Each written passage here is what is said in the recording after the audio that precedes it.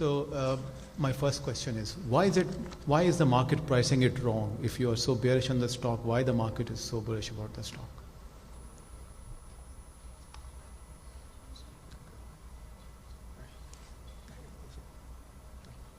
So you kind of phrase your question. So you believe you are saying that why the investors believe in the company guidance, why we don't?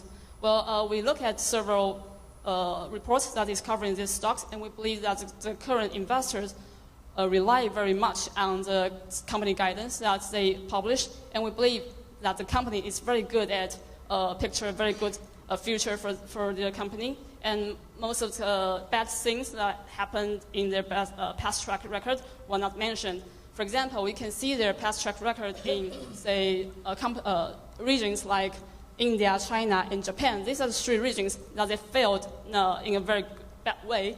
For India, they opened in 2012 and announced that they are going to open up to 150 stores within 3 years, within 5 years, that is till 2017. But if you look at the current status quo, you will know that there's no Chatime stores in India at this stage, because we believe that it's due to the following reasons. The first one would be not very good R&D ability on developing new and favored flavors for the local customers. And also, we believe this is a signal of how company can misguide the investors into believing that they have very good future on opening more and more Chatime stores.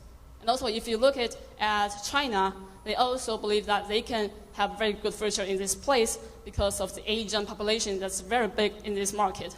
But also, they failed very miserably with 100 million losses in this place.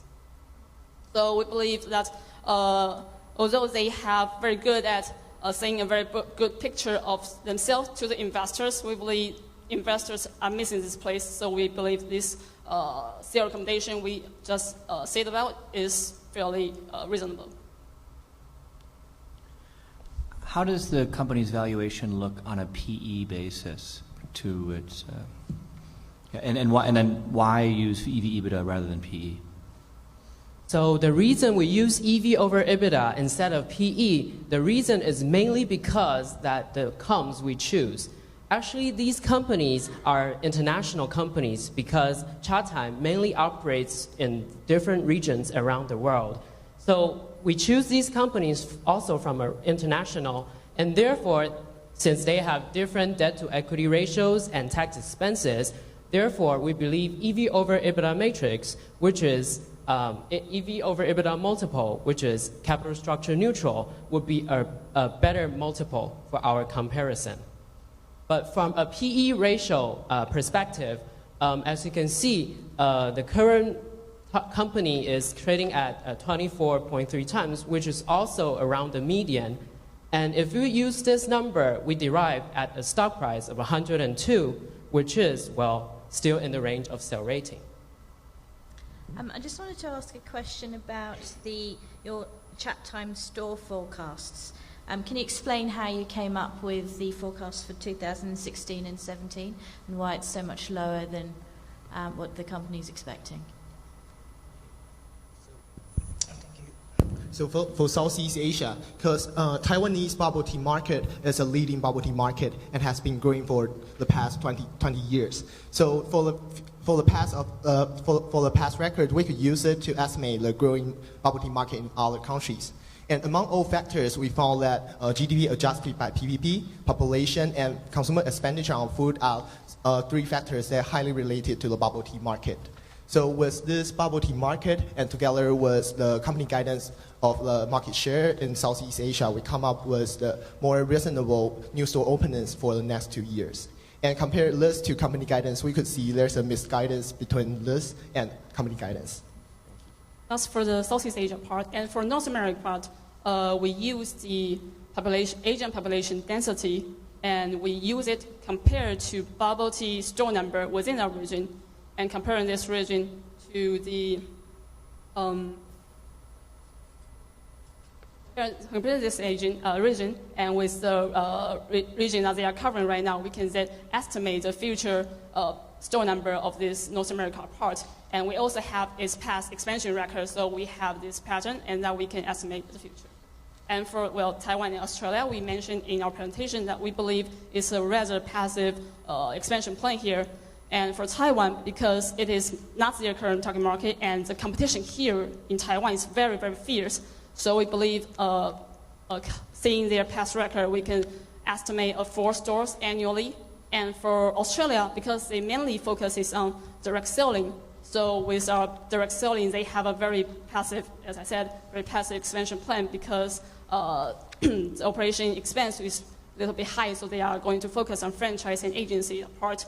So in Australia, we look also at its past direct selling expansion record, and we felt that 7 stores, which is the company guidance of annual expansion plan, was be fairly reliable.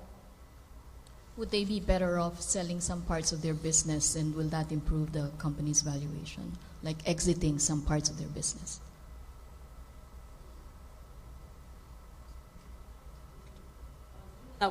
Which part we are going to sell to boost the revenues of the company? Are there other parts of the businesses of the business which the company can sell, and will that improve the valuation of the company? Well, they have also the 5 brands we mentioned. That includes Thank You, and which is a Taiwan traditional dessert store that sells something like soybean and something like that. And others include La Cafa Coffee, a coffee shop, and Bacco, which is a newly introduced bakery chain store. And for Bacco, it's actually established last year in 2014. Until now, they have 2 stores. However, we don't think this business is a very good strategy of expanding new business because for first reason, this is a brand new business that they're going into. A bakery store, they have never done this before, and they often in the past they have drinks such as coffee and flavored drinks. So for Bacco, this is not only a low margin business, but also they are expanding in countries that they are not familiar with, such as North America, including United States and Canada. And with their not familiar with these products and with this lower margin, we believe if the company do not expand in this area, they will have a better future. May I add on that? And Bacco and Thank You both account for around 2% of the company's total revenue. Thus, they are very small business and have around less than 10 stores worldwide. Thus, we don't think selling these business would benefit the company much. Thank you. What is the strategy of the management on innovation to come up with new products so that they can continue to expand?